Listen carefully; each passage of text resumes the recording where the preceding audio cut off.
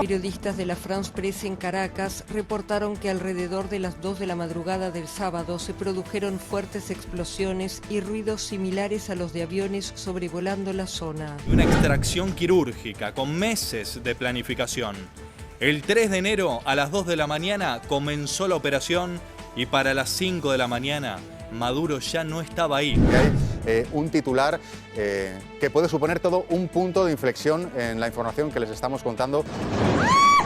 Y esta seguramente será una de las noticias del año, la captura del dictador venezolano Nicolás Maduro y de su esposa, Cilia Flores. Y realmente pues son horas muy tensas las que se están viviendo en este momento. Pues avisos, sí, avisos los hubo. Maduro no lo creyó, pero fíjese usted.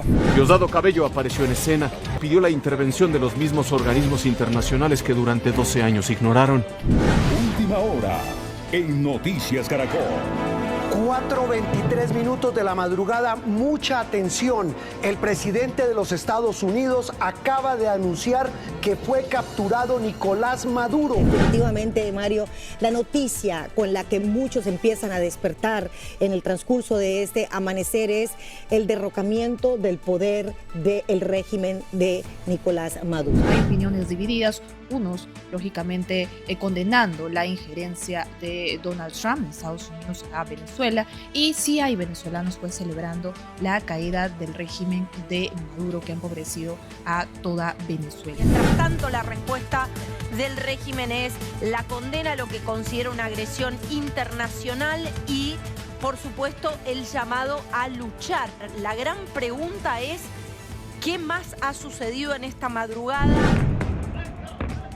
Bombardeos aéreos que impactaron en la base militar de Fuerte Tiuna, la principal de Caracas, también la base aérea de La Carlota y en el cuartel de La Montaña, lugar en el que se encuentran los restos de Hugo Chávez. Lógicamente, la televisión oficialista muestra resistencia de algunos ciudadanos que se oponen, lógicamente, a la operación militar que desplegó Estados Unidos. La fecha llegó y el tiempo se cumplió, pero la historia no ha terminado. Quizá apenas está comenzando. Esto es Registro Histórico, la huella de un episodio. En esta entrega, nuestra historia en el secuestro de Nicolás Maduro. Soy Fabián Waldman. Soy Luciana Glesser y con Micaela Pitaluga y Lucas Ortega somos los armadores de este especial de verano de FM La Patria.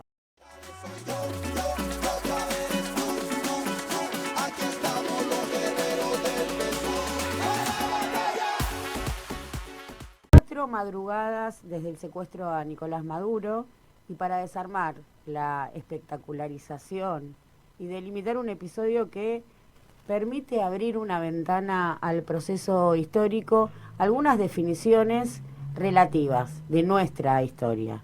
Es el secuestro de un presidente, del presidente de Venezuela, acusado de narcotráfico. Acá no hubo un derrocamiento de un gobierno, está garantizada la línea sucesoria.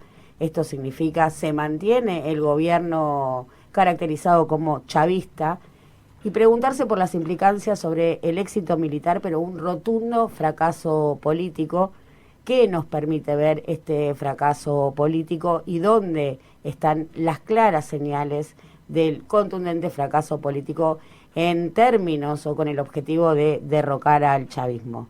Y también, como somos muy provocadores, vamos a discutir y a preguntarnos si realmente Estados Unidos está yendo por el petróleo venezolano, si le interesa el petróleo venezolano o simplemente es un medio y no un fin. Sobre las versiones en danza que vienen y provienen desde las entrañas de los más calificados servicios de inteligencia, corren todo tipo de versiones.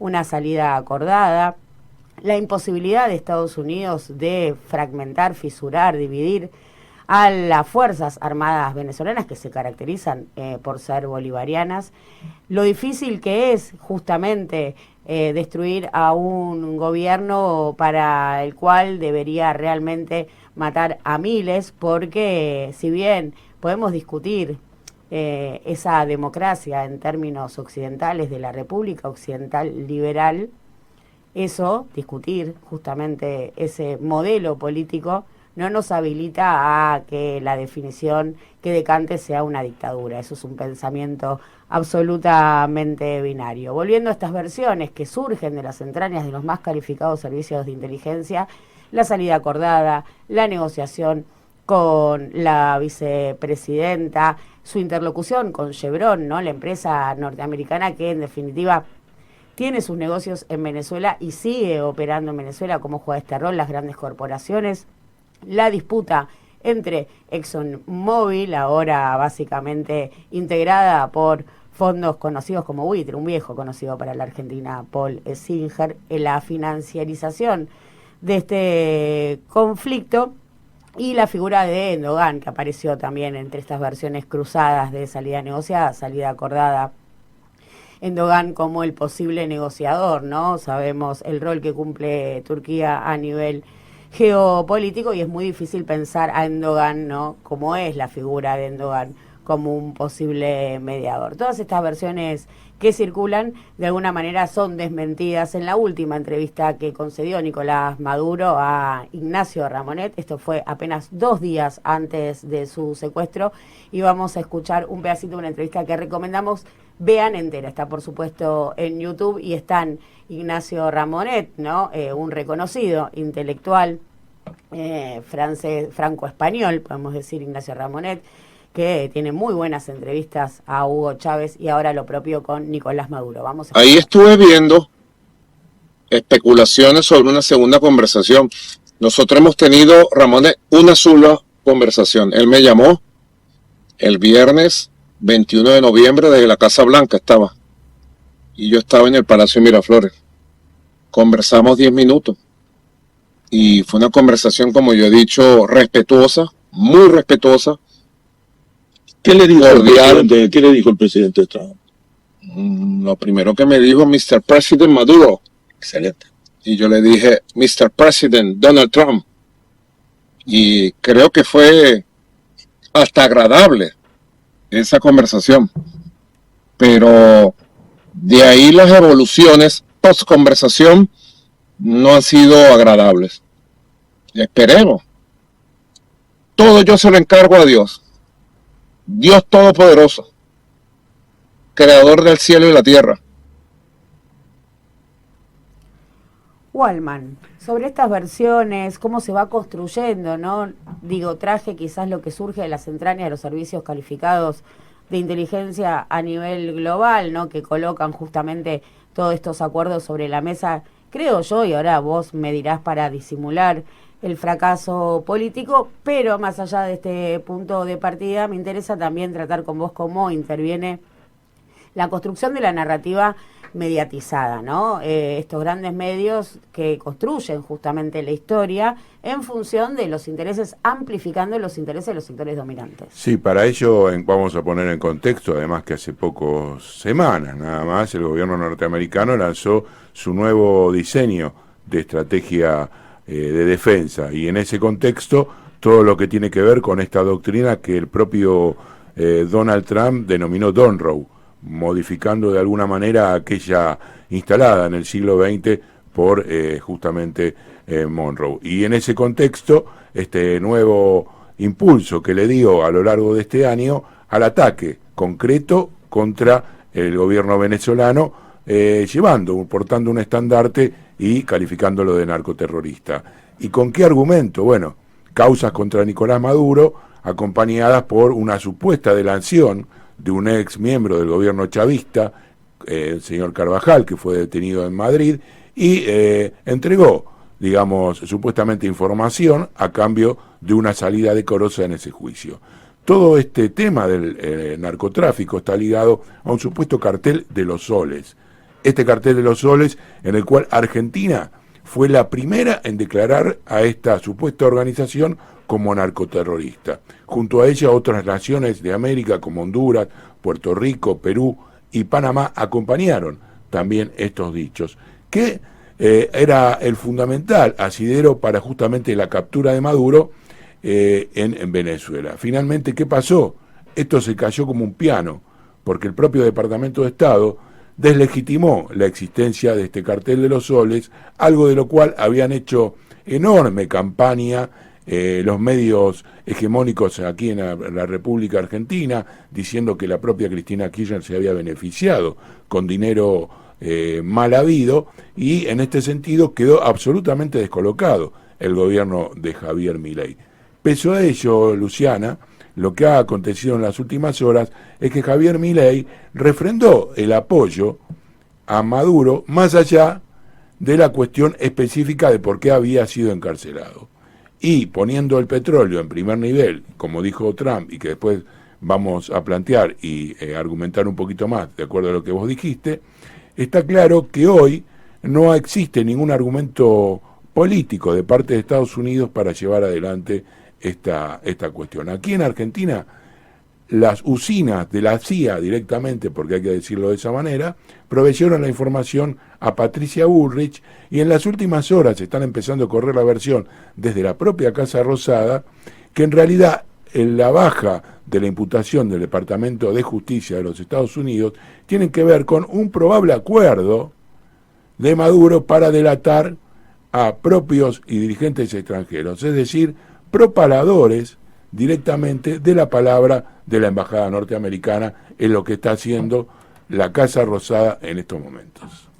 Estados Unidos dando señales de debilidad, podemos decir, y más tarde o más temprano, yendo para un lado o para el otro, demuestra, ¿no?, justamente lo que es la disolución de lo que supo ser un imperio, y ese es quizás el proceso histórico que veamos a partir de esto que bien marcás vos, ¿no? Una acusación de narcotráfico, acá no hay un derrocamiento de un régimen dictatorial, el chavismo tiene garantizado la continuidad en su línea sucesoria en el gobierno de Venezuela, bajo una acusación de una construcción mediática, ¿no? Porque Cártel de los Soles es una definición que surge en una redacción de un medio de comunicación, así como quienes trabajamos en redacciones hemos puesto y hemos titulado La Pepona, Vietnam Financiero, si esto fuese recogido como una prueba, ¿no?, como una prueba relevante a los efectos de un juicio en tribunales federales.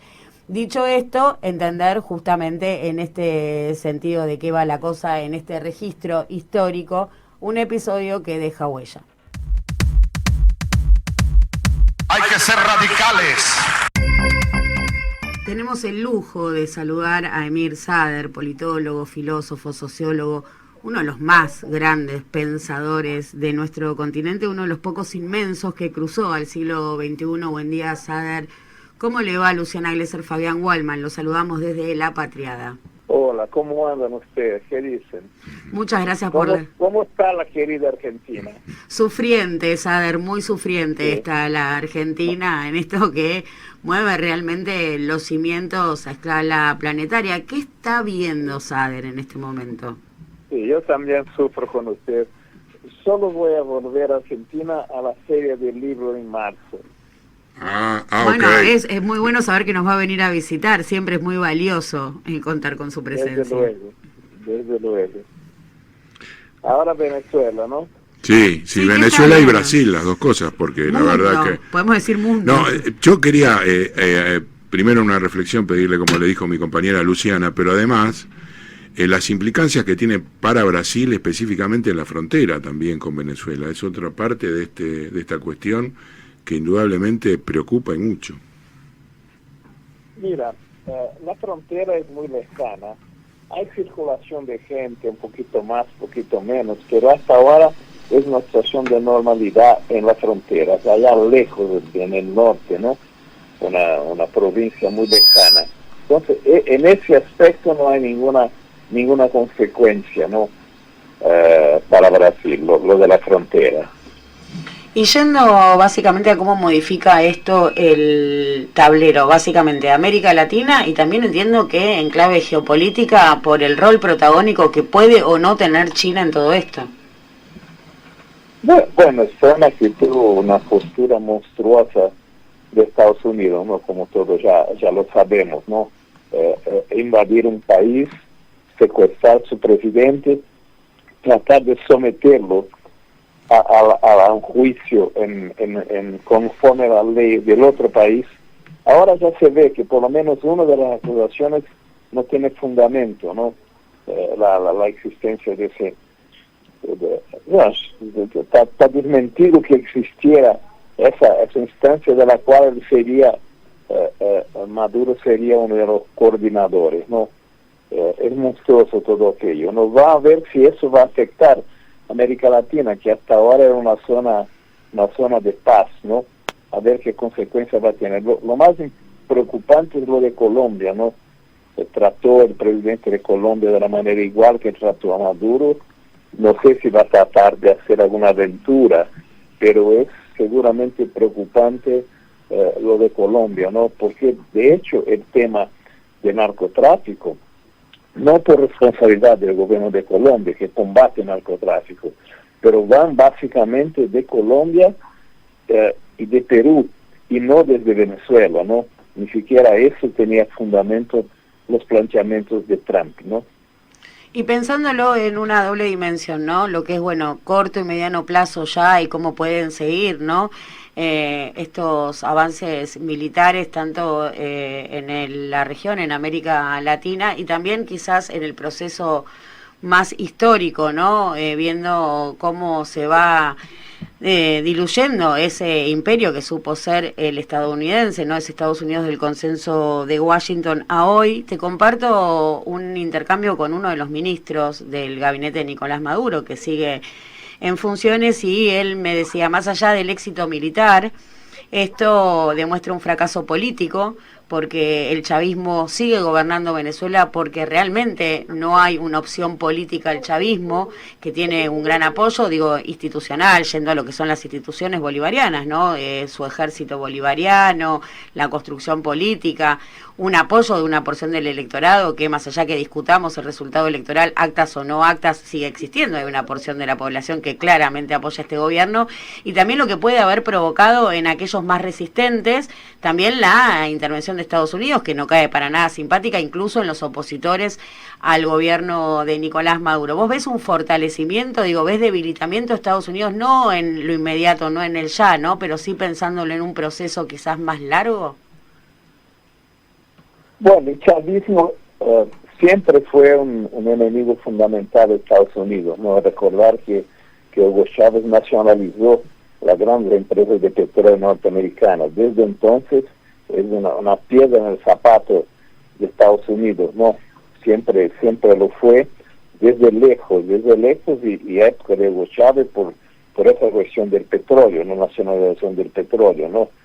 Da la impresión que ahora, con la presidenta asumiendo, se va a estabilizar la situación política interna, a ver qué tipo de apoyo ella logra, porque acá entre nosotros es tremendo que con la mayor cantidad de recursos de petróleo del mundo, en algún momento, por mal gobierno, 8 millones de personas se han ido desde Venezuela, ¿no? Algunos son adversarios políticos, etcétera, pero es una cuantía inmensa. Todos conocemos en América Latina los exiliados desde Venezuela, etcétera, con el que traen.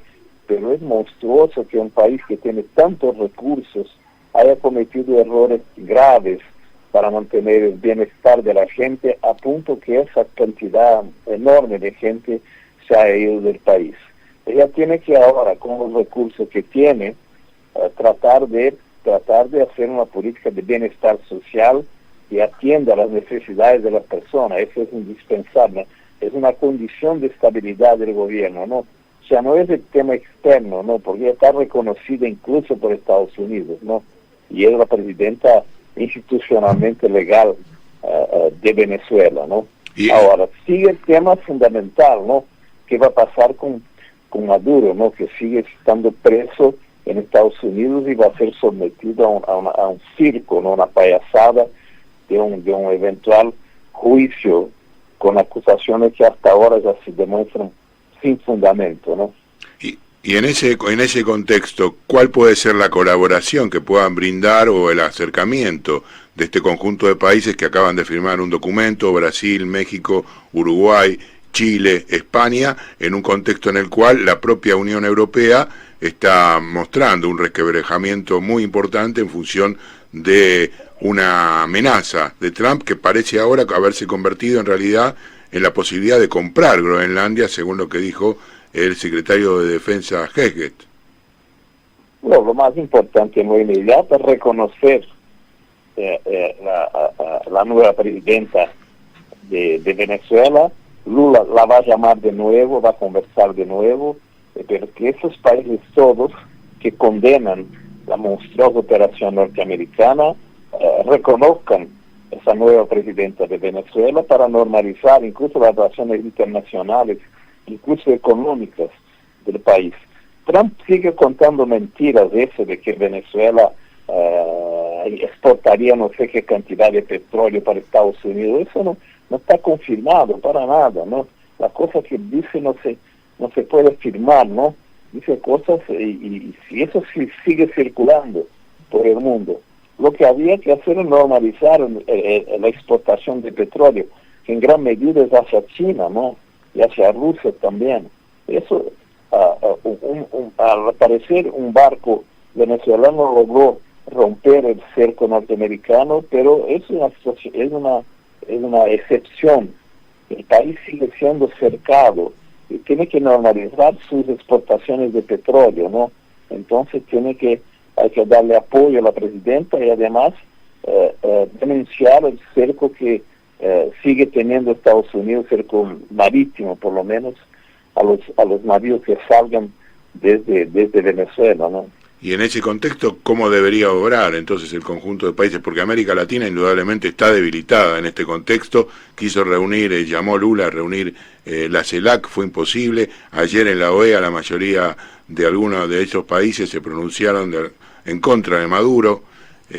¿Cómo ves desde la región? Una región de paz que no está preparada. El último bombardeo concreto, y no fue en el territorio, fue durante las guerras Malvinas en el año 82. Sí tenemos la extracción de Noriega en Panamá, pero en América Latina, en el subcontinente, esto no había acontecido nunca a este nivel. Bueno, que da la impresión de que Brasil, México y Colombia están asumiendo un poco la responsabilidad de conducir la normalización de la situación del continente, ¿no?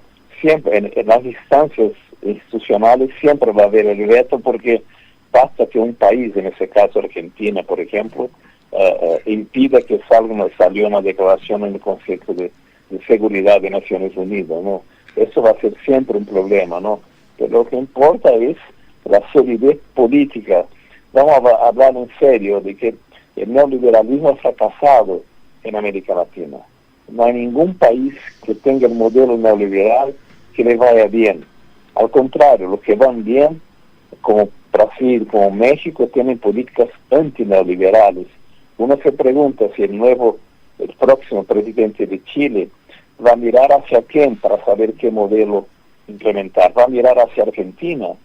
En términos económicos y sociales es un desastre, ¿no? O va a mirar hacia otros países que tienen políticas antineoliberales. Es un dilema que el continente tiene que enfrentar. Y Brasil, México, y esperamos que Colombia que Petro pueda elegir su sucesor, puede ser el eje de esa conducción política democrática, antiimperialista, norteamericana. Ahí para cerrar la nota y que nos aventures algún tipo de pronóstico, porque la intervención en las últimas elecciones latinoamericanas de Donald Trump ha sido realmente estruendosa. Ganó en la Argentina gracias al apoyo económico, se lo brindó a Cast, se lo brindó al nuevo presidente boliviano, al futuro presidente hondureño. En este contexto, ¿qué esperás de las campañas electorales en Colombia, en Brasil, realmente donde Trump seguramente tendrá una intervención? Honduras, ¿no? Honduras. Tremendo lo de Honduras, ¿no? Sí, por eso. Lo de Honduras, ¿no? No creo que tenga capacidad de intervención, ¿no? Va a salir debilitado de esa operación. La condena internacional es generalizada, ¿no? En Brasil, por ejemplo, no creo que se va a meter a apoyarse un candidato, como se dice, él odia los derrotados, ¿no? En Brasil justamente es alguien muy derrotado, ¿no? Está absolutamente liquidado políticamente, porque es Bolsonaro, ¿no? Entonces, a ver, pero creo que sale derrotado. De todas maneras, en la historia latinoamericana es un marco, ¿no? Toda la consecuencia no están todavía planteadas. Yo creo que van a ser muy negativos para Estados Unidos. Nunca Estados Unidos ha estado tan aislado en América Latina, ¿no? Aún con la victoria esa de Chile, que vamos a ver qué tipo de gobierno va a ser, pero nunca estuvo tan aislado en América Latina, y ese episodio va a profundizar el aislamiento. Es un mandato suicida que hace Trump para Estados Unidos, ¿no? Clarísimo. Yo quiero, por favor, hacer una publicidad. Sí, claro, por supuesto. Por supuesto, es un honor. Mi libro Lula y la izquierda del siglo XXI está publicado en Argentina. Los que se interesen pueden comprarlo en librerías o en Amazon, que está en venta. Lula y la izquierda del siglo XXI, publicado por Coligüe en Argentina. Vamos a ir a firmarlo en la feria. Claro, lo vamos a leer y vamos a verte, te vamos a ir a cruzar en abril en la Feria del Libro para que lo firmes y seguir profundizando. Cuando necesiten, llamen, ¿ya? Bueno, te agradecemos muchísimo, para nosotros es muy valioso poder intercambiar con vos, así que te mandamos un abrazo fuerte y nos vemos en abril. Y Lula, ¿cómo es? Repetime el título, así lo fijamos bien. Lula y la izquierda del siglo XXI. Muy interesante. Gracias, para discutir. Gracias, Ader, muchísimas gracias. Y saben otra cosa, bastantes cojones hay aquí.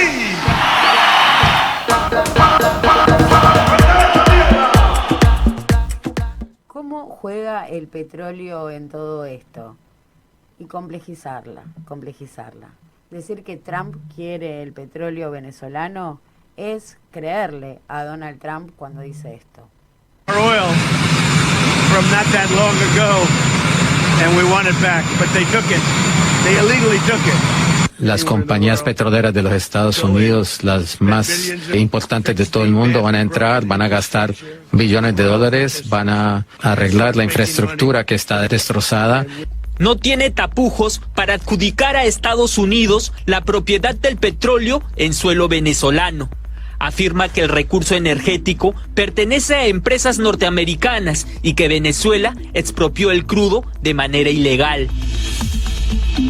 Pero ¿qué tan cierta es esta postura?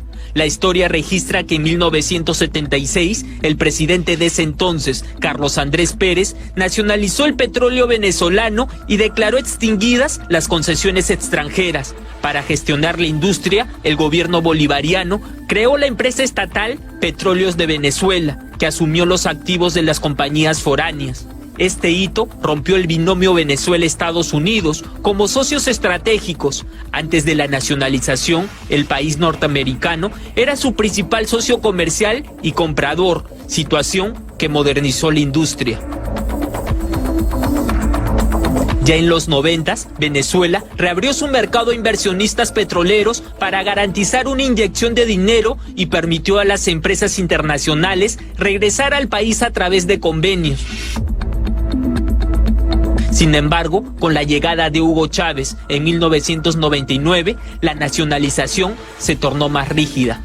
En el 2007, el expresidente, a través de Petróleos de Venezuela, adquirió mayoritariamente los activos de, por ejemplo, las petroleras estadounidenses ExxonMobil y ConocoPhillips, hecho que terminó en laudos arbitrales a favor de las compañías.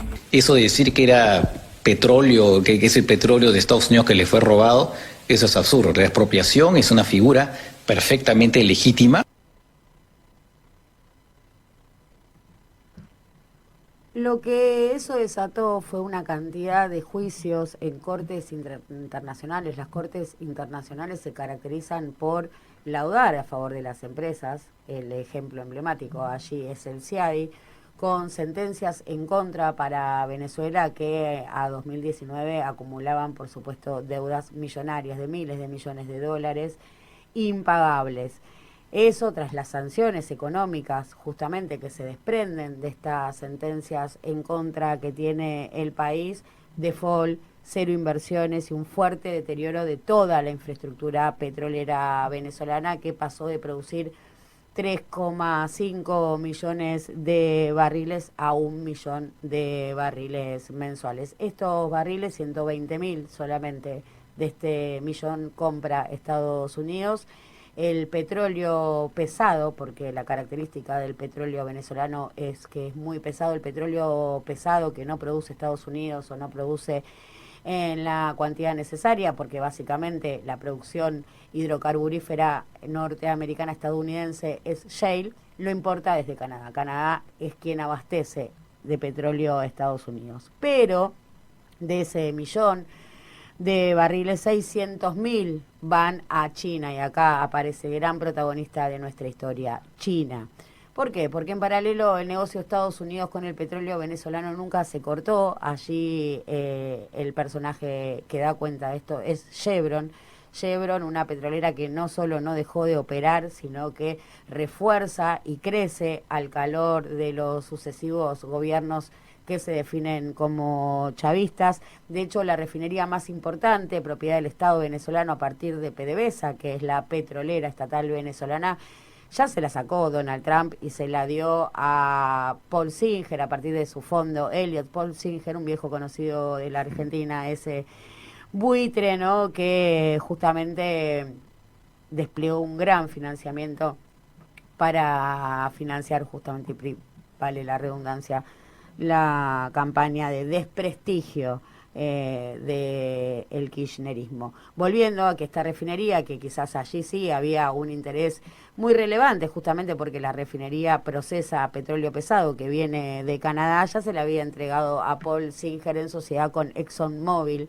ExxonMobil, sí, una de las expropiadas, está atrás de esta disputa, este conflicto, son esa tensión entre ExxonMobil y Chevron, las dos grandes corporaciones que operan junto a los intereses de Donald Trump, que son otros, ¿no? En algo de esta complejidad de los intereses de Donald Trump, cómo se reordena, se reconfiguran el ordenamiento a escala global, en esto que ya no es una globalización y nadie habla ya de globalización, sino justamente de geopolítica interesante, ¿no? Porque en esta complejidad sí se metió ayer Javier Milei en una entrevista que concedió a Neura hace apenas unas horas. De ser electo, fue parte de nuestra plataforma electoral, nuestra alianza geopolítica.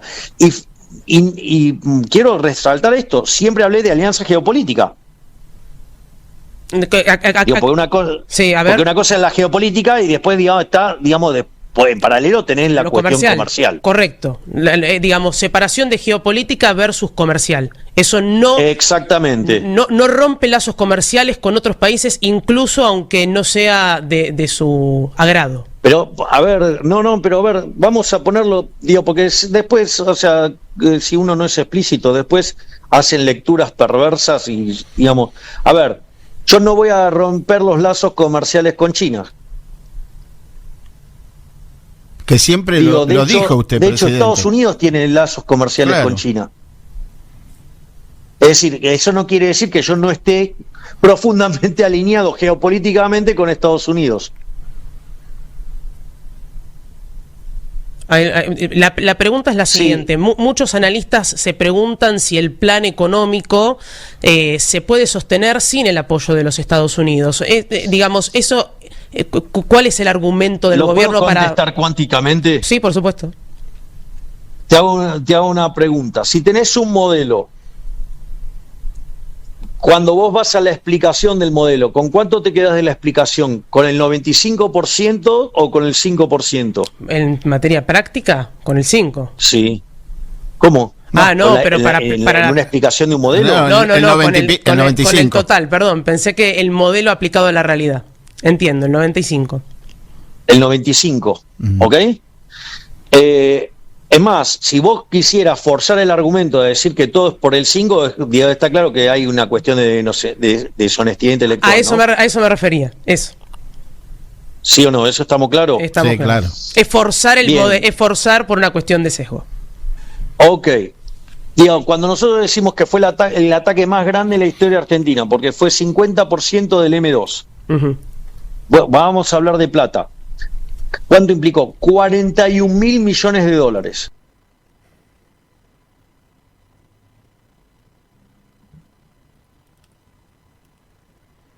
Si estas definiciones les limpiamos todo lo que tiene que ver con anteojeras Javier Milei o componentes Javier Milei, incluso algunas referencias que pueden resultar graciosas, de alguna manera lo que queda en pie es este debate que estamos planteando y poniendo sobre la mesa, si la clave está en el petróleo venezolano, si van por el recurso natural, y nos atrevemos a decir que es un recurso natural que pueden administrar desde un buen tiempo a esta parte, salvo algunos interregnios y con algunas mínimas restricciones. Estados Unidos no tuvo ningún impedimento a lo largo de la última parte del siglo XX y lo que va del siglo XXI para explotar los recursos de nuestro continente. Preguntarse si la clave, la palabra clave, el hashtag es petróleo o el hashtag es geopolítica de un imperio que está en franca decadencia. China, que es el otro gran protagonista,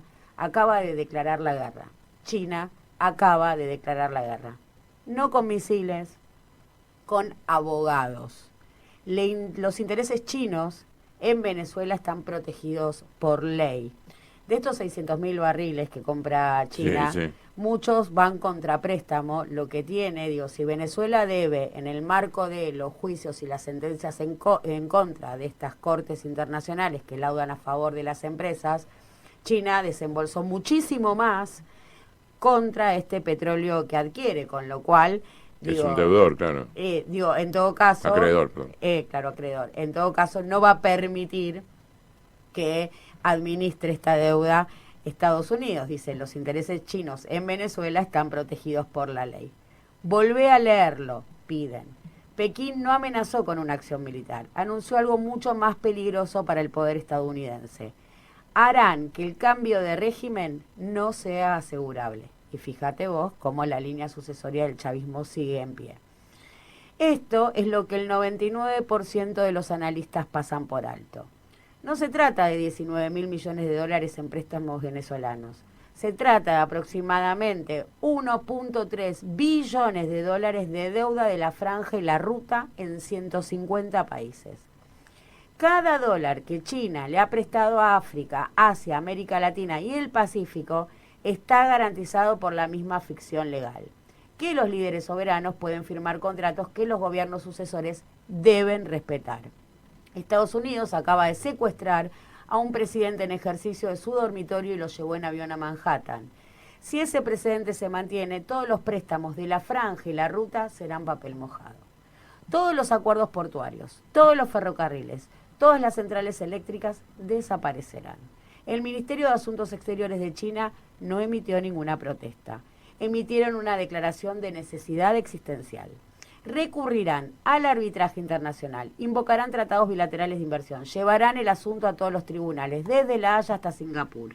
Harán que la costa legal del cambio de régimen estadounidense sea tan catastrófico que el próximo presidente lo pensará 2 veces. No para Maduro, para toda la arquitectura del crédito chino en el exterior. Trump le dijo a Fox, no habrá problemas con Xi. Xi acaba de responder, habrá 10.000 abogados. Miren los próximos 90 días. Si China logra hacer valer con éxito una sola reclamación contractual contra un gobierno posterior a Maduro, solo una, habrá establecido que el cambio de régimen estadounidense no anula la deuda china. Esto no es una victoria para Venezuela. Se trata de una reestructuración del poder global. El siglo XXI no lo decidirán los portaaviones. Lo decidirá quién redacte los contratos y quién podrá hacer cumplirlos después del golpe. Vamos a saludar ahora a otro capo. Qué nivel, estas conversaciones en este especial de verano de FM La Patriada. ¿Cómo le va a Víctor Bronstein, el mejor de nosotros? Hola Luciana, ¿qué tal? Buen día, Ana. Buen día. Buen día. ¿Cómo estás? ¿Todo bien? Sí, ahí está definido como ingeniero, es mucho más que un ingeniero, es un gran pensador del sector energético y de la geopolítica en general. Y, por cierto, sus planteos despiertan acaloradas discusiones. Bueno, eso viene bien. Bronstein, Estados Unidos quiere el petróleo venezolano, le interesa el petróleo, se quiere quedar con el petróleo venezolano. Estados Unidos, Donald Trump, ya no sabemos bien cómo definirlo, ¿no? Sí, en realidad está confusa la situación, ¿no? Porque Donald Trump está haciendo cosas que los últimos gobiernos, al menos en Estados Unidos, no estaban haciendo, al menos con la desfachatez con la que le está haciendo Trump y anunciándolo sin ponerse colorado, ¿no? Porque fue a Venezuela, ahora habla que quiere también tomar Groenlandia, volver dentro de poco va a insistir sobre Canadá, digamos, ¿no? Es decir, la está jugando del dueño del mundo, ¿no? Y eso genera problemas, no es sencillo, pero genera una situación de inestabilidad geopolítica preocupante, ¿no? Y que, eso uno lo puede pensar como manotazo ahogado de un imperio en decadencia, digo. No sé, no me animaría si ya es un imperio en decadencia, ¿no? Pero como un cambio en las reglas, ¿no? Eso, claro, se está rompiendo las reglas que se habían establecido después de la Segunda Guerra Mundial, donde más o menos se trató de generar instituciones y normas que evitaran otra consecuencia, otra tragedia bélica como ocurrió con la Segunda Guerra Mundial, ¿no? Y esto lo que ponen esta actitud, si al romper las reglas vale todo ahora para otras potencias, ¿no? Y en ese sentido, perdón, sí. Completa, te escucho. No, digo, entonces ahora China dice, bueno, ahora tomo Taiwán, Rusia dice, me quedo construyo la gran Rusia, como dijo Putin, digamos, ¿no? Sí, un shale de potencias, ¿no? Digo, Rusia con Ucrania, China, Taiwán y Estados Unidos con su patio trasero, digamos. Claro, sí. Pero entonces, aparte, sí. Lo llamativo es que lo explicita Trump, es como que amenaza al mundo con eso, no es que aplica que era lo que ocurría hasta Trump, que la doctrina Monroe estaba más o menos presente, pero sutilmente, ningún presidente de Estados Unidos se animaba a enunciarla, ¿no? Y ahora el mundo es distinto incluso, porque la doctrina Monroe es de que antes que existía la Unión Soviética en 1904, entonces ahora no es tan sencillo decir este es mi patria trasero, ¿no? Es decir, porque las grandes potencias, China por ejemplo, tenía intereses y sigue teniendo intereses en América Latina, ¿no? Entonces no se va a dejar correr tan rápidamente por las bravuconadas de Trump. Tiene otro estilo, el estilo chino es más silencioso, más cuidadoso, pero yo no creo que Trump pueda hacer todo lo que está proclamando, ¿no? Bueno, y con todo esto queda claro que pensar que lo que hace Estados Unidos es ir a quedarse con el petróleo venezolano es un poco simplista. Sí, es simplista. Yo creo que es más profunda el planteo que hace o el objetivo que se planteó Trump, ¿no? Es decir, fundamentalmente porque hoy, digamos, el día de hoy, Estados Unidos no necesita el petróleo venezolano como lo necesitaba hace 30 años, ¿no? Aparte de decir, hoy, yo lo escribí, hoy Estados Unidos produce más de 13 millones de barriles por día. Venezuela produce 1 barril por día, 1 millón de barril, de los cuales se exporta 700, 800 mil barriles, de los cuales 500 mil van a China, ¿no? Es decir, el gran comprador del petróleo venezolano es China. Entonces, Estados Unidos hoy no necesita el petróleo venezolano. China sí necesita el petróleo venezolano. Entonces, eso genera un lugar de conflicto, ¿no? ¿Qué tal, Víctor? Fabián Waldman te saluda. Y en este contexto en el cual Trump dice que no le va a pagar el petróleo a Venezuela, que simplemente lo va a tomar, ¿qué incidencias puede tener efectivamente en el valor del barril y en la estabilidad, si vos querés, poco estable de este mercado, y cómo puede influir a nivel geopolítico? Sí, justamente, en realidad en el precio del barril, menos ahora en el corto plazo, no va a impactar, porque la producción venezolana es menos del 1% de la producción mundial, ¿no? Entonces hoy el mundo consume más de 100 millones de barriles, 102, entre 112 y 103 millones de barriles, con lo cual 1 millón no lo mueven. Es 1 millón que la capacidad excedente que tienen los países de la OPEP, Arabia Saudita, Irak, es decir, lo pueden suplir tranquilamente, entonces no no se va a generar una situación de desabastecimiento, ¿no? Ni siquiera un conflicto como están planteando movimientos de tropas de Estados Unidos hacia Gran Bretaña para un probable ataque a Irak. Bueno, ahí ya sería, pues ya sí, el petróleo de Irak sí, ahí sí, porque no es solo Irak, porque uno va a Medio Oriente y Irak está pegado a Irán, digamos. Entonces, si ahí yo eso creo que ya es una jugada muy arriesgada, que ahí sí no me animo a plantear que Estados Unidos se anime a tanto, ¿no? Porque ahí sí se produciría un desbalance, porque fundamentalmente, porque no es eso el conflicto de Irak, el problema es que se produzca, si uno va a Medio Oriente, puede producir un bloqueo en el estrecho de Hormuz, digamos que ese es el punto neurálgico y clave. Es decir, Venezuela está en el mar del Caribe, que el mar del Caribe no genera demasiado conflicto. En cambio, el estrecho de Hormuz pasan entre 25 y 30 millones de barriles diarios, ¿no? Porque afecta a la producción de Arabia Saudita, de Irán, de Irak, de Qatar, un montón de países, de Kuwait. Entonces, ahí es donde sí, eso obviamente es un cierre del estrecho de Hormuz, aunque sea por un día, genera un descalabro a nivel global, ¿no? Entonces, no, yo creo que eso ahí sí lo van a pensar más, ¿no? La injerencia, por decirlo de alguna manera, de Estados Unidos en la industria petrolera venezolana no es una novedad. Tiene una política deliberada, después de las expropiaciones que, si bien se inician en el gobierno de Andrés López, después hay una segunda instancia con Hugo Chávez, donde definitivamente se va Nexon y Coco, queda Chevron. Esa política deliberada viene existiendo. La destrucción de la industria petrolera venezolana tiene mucho que ver con las decisiones de Estados Unidos, ¿o no?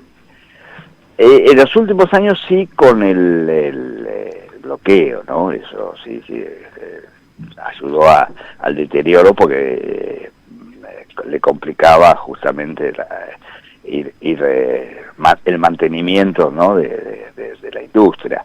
Pero hay que reconocer que la cuestión empieza antes, porque acá tuvo como dos etapas la cuestión del petróleo en Venezuela. Una es la nacionalización del petróleo, que será en 1975. Bueno, la ley es en 1975, se ejecuta el 1 de enero de 1976, ¿no? Con Carlos Andrés Pérez, ¿no? Entonces, ahí que eso entraba dentro de lo que fue las consecuencias de la primera gran crisis petrolera de 1973, ¿no? Cuando a partir de eso, del bloqueo que hacen los países de Medio Oriente al petróleo hacia Europa, bueno, se produce hay un gran aumento del precio del petróleo. El petróleo en ese momento valía $3, bueno, a valor de hoy serían $10, y se triplica en 2 meses, pasa a 30, eso es una crisis, ¿no? Entonces, como ahí entra a jugar la OPEP, porque la OPEP fue fundada en 1960 justamente por impulso de un ministro venezolano, sí, ¿no?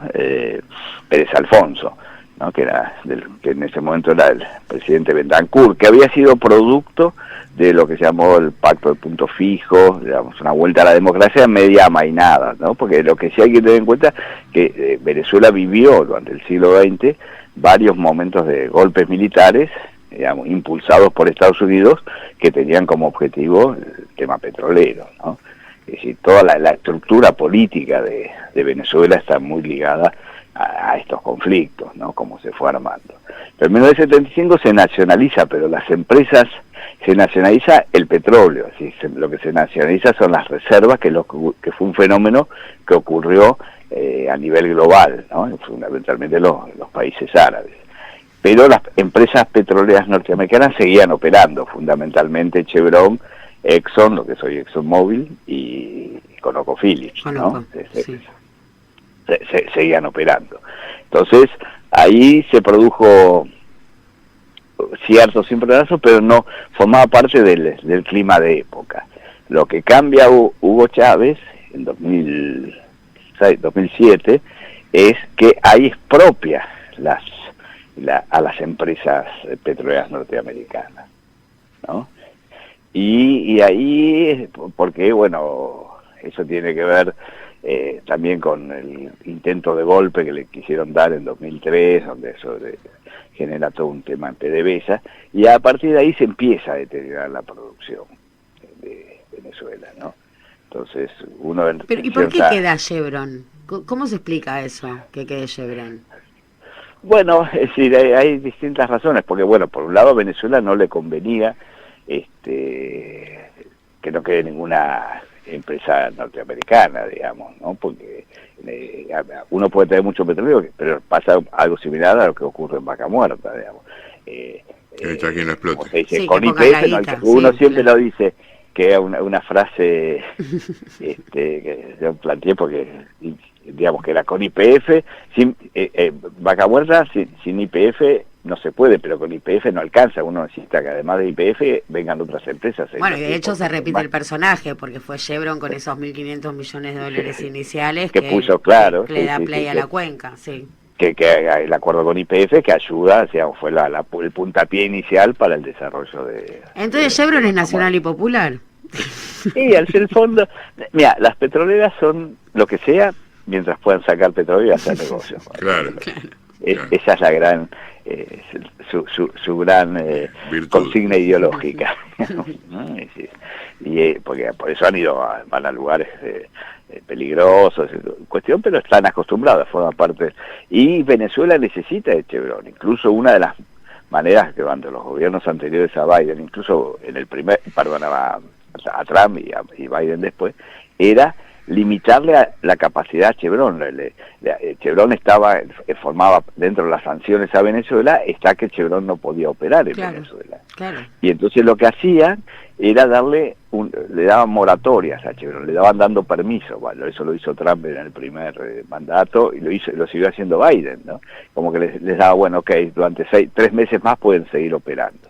Y Venezuela necesitaba eso, porque hoy una cuarta parte, el 25% más o menos de lo que produce Venezuela es generado por Chevron. Chevron le está vendiendo a China, digo, no es muy difícil, digo, es una lógica, digo, es Chevron quien le está vendiendo también petróleo a China, y una empresa estadounidense, para meterle más complejidad a todo esto. Por eso, y eso marca también que no es tan sencillo, porque es decir, por eso no va a ser tan sencillo eso que dice Trump, va y les devuelvo, y las petroleras, esto. Es decir, las petroleras también hay todavía dentro del capitalismo hay ciertas normas que las petroleras tienen que cumplir, incluso, que es un problema grave en Venezuela, el tema ambiental, digamos, ¿no? ¿Hay posibilidades reales de que se lleve el petróleo sin pagarlo en este contexto? No, es decir, generaría un conflicto porque eso está contra todas las reglas. Es decir, tendría que hacer, al menos sin hacer un juicio, porque puede hacer un juicio por los daños causados por la expropiación. Yo no sé bien cuánto le pagaron con la expropiación, si le pagaron, si no le pagaron Chávez cuando los expropió. Entonces puede hacer un juicio que no me pagaron lo suficiente. Seguramente yo creo que es un apriete para hacer un acuerdo, digamos. Yo no creo que lo lleven sin pagar, sino que harán un acuerdo que formará parte de las presiones sobre Delcy, sobre el gobierno venezolano, decir, bueno, vos me debías, te casé con 30.000 millones de dólares, me los voy cobrando tanto por barril, digamos, ¿no? Es decir, no creo que puedan tener una actitud, sería, digamos, demasiado desmesurado, porque generaría, bueno, que ya estamos un poco metidos en la ley de la selva, digamos, ¿no?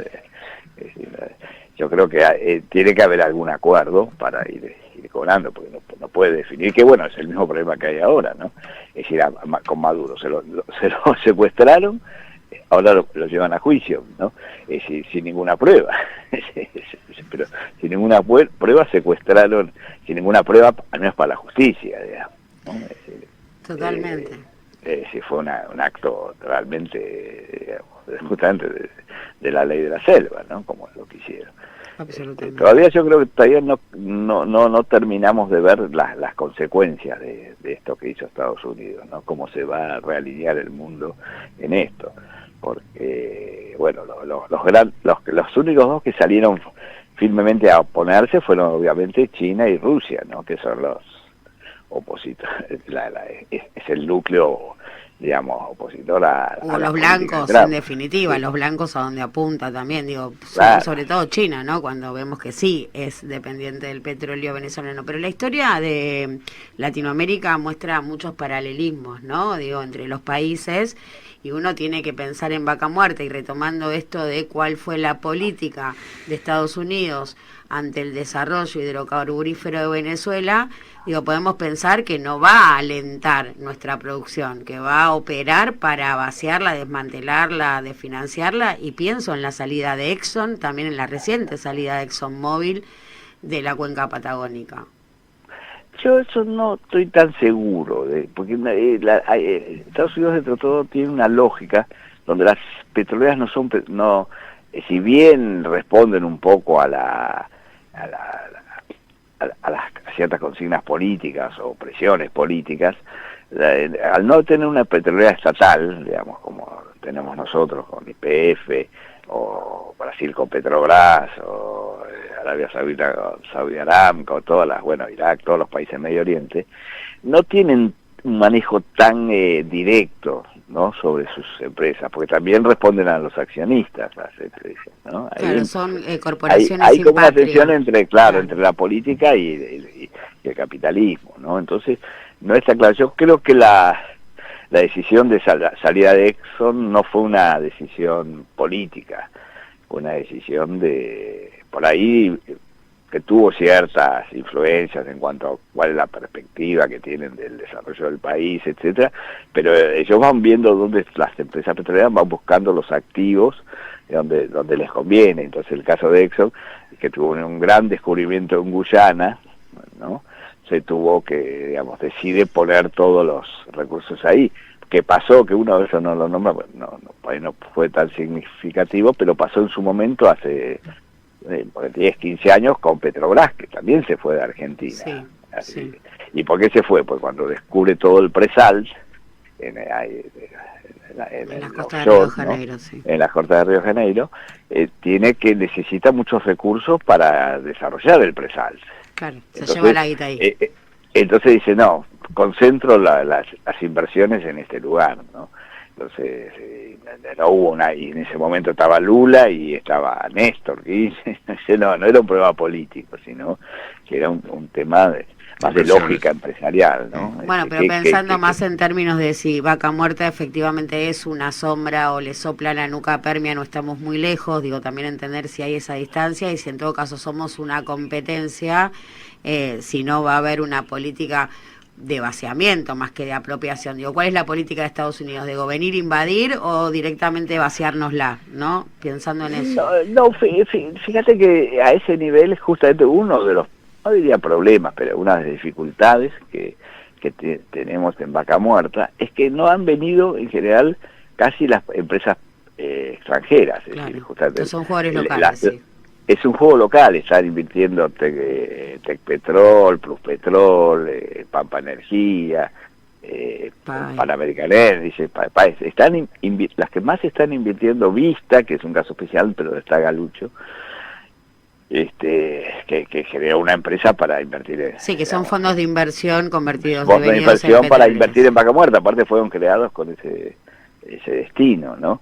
Pero justamente una de las características que nos ocurrió en Vaca Muerta que le falta un poco para darle más fuerza, que son inversiones extranjeras. Fíjate que las extranjeras vienen, se van, no terminan. Sí, tenemos salida neta negativa de inversiones extranjeras.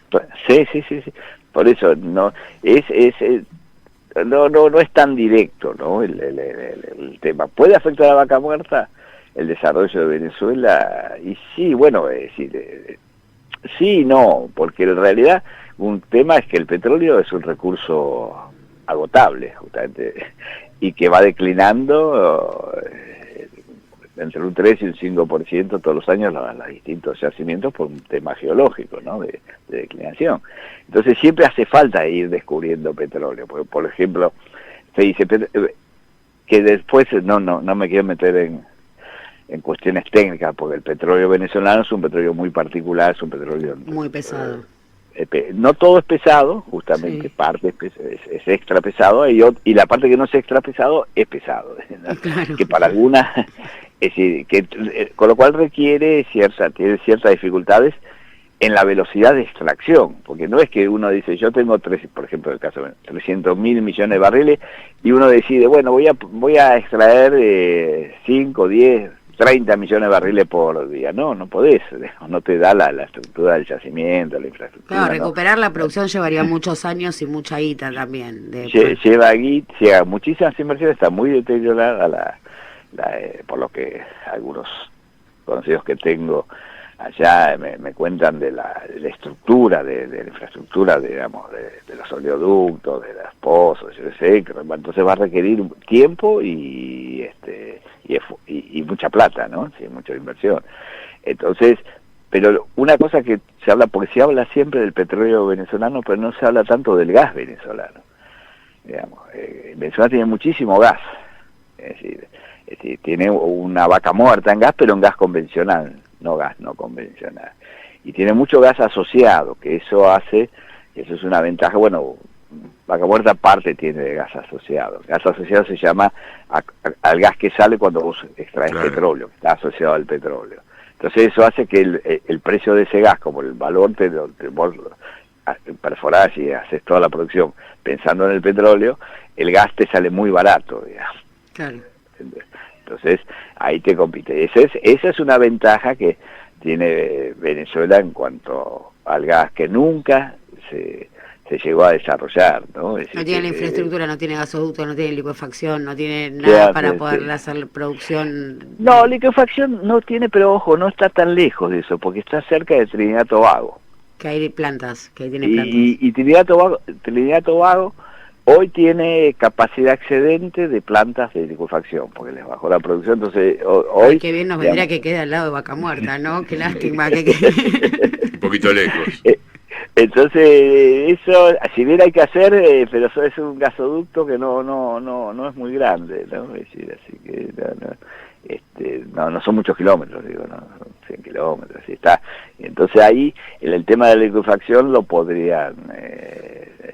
con algunas inversiones se podría llegar, pero desarrollar toda esa el gas, por eso están ahí, que son unas empresas que no se nombran tanto, bueno, son yanquis, está Eni, que es la italiana, y Repsol también está ahí, metida fundamentalmente en la producción de gas, ¿no? Y ahí sí compitimos nosotros con Venezuela para ver quién llega más rápido. Ahí sí puede ser una competencia, como ocurre, porque cuando algo es requerido, como es el gas, que cada vez ahora vuelve a ser más requerido por toda la cuestión de los centros de datos y estas cuestiones de la inteligencia artificial. Está bien visto. Entonces, pero también Irak, porque si es por tener mucho gas, por ejemplo, que Irak tiene muchísimo gas y nunca desarrolló bien sus yacimientos, ¿no? Es decir, Irak necesita el gas de Irán hoy para su supervivencia, y entonces ahora hay proyectos de desarrollar el gas de Irak, ¿no?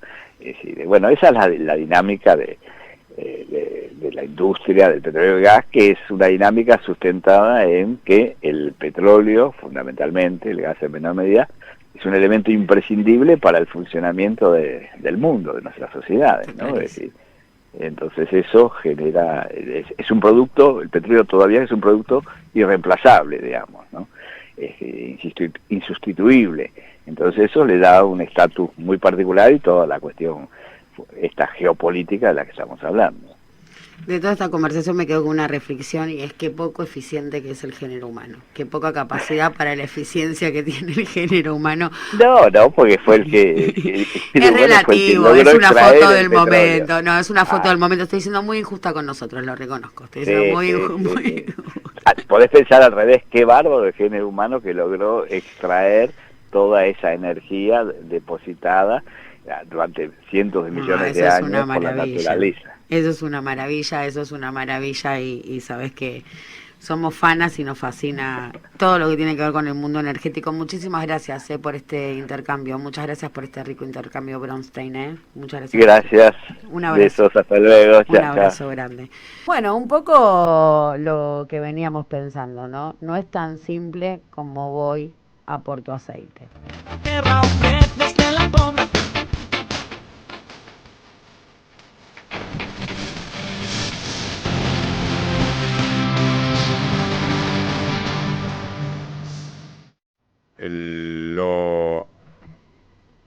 Lo acontecido el pasado sábado, sin lugar a dudas, patea de alguna manera el tablero internacional y pone en vilo lo que hasta ahora era una fragilidad, un estado inestable.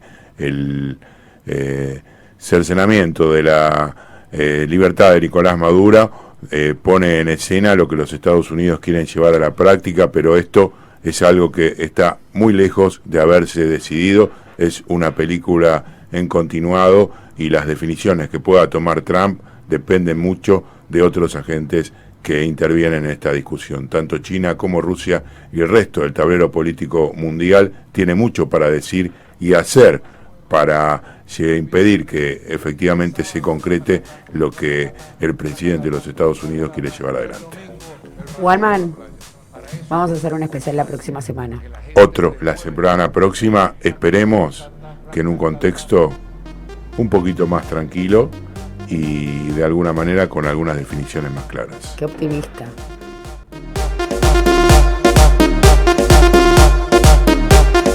Para que la gente desde el jueves rumbe.